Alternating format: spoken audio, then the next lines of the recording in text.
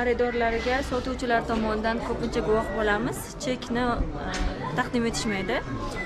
Bu holatda o'z munosabatimni bildiradigan bo'lsam, shoshgan vaqtlarimda chekni olish, talab qilish o'zimni yodimdan ko'tariladi, lekin ba'zi holatlarda jarima qo'llanishiga albatta sababchi bo'ladi, chunki sotuvchilarga befarqliklarni mana bu tavsiya qilmasdim. Nimaga e'tiborli bo'lsa o'zlariga yaxshi bo'lardi.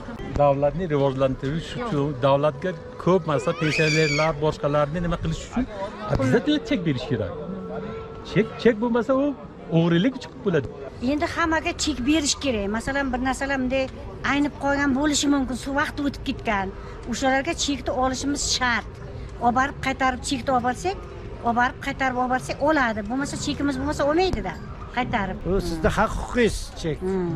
So'rab olishga ham haqqingiz bor, bermasa uni talab qilishga haqqingiz bor. Chek bu davlatimiz rivojlanishiga o'zimizga qaytib keladi o chekni puli. O'zingiz so'raysizmi doim xarid qilgandan? Yo'q.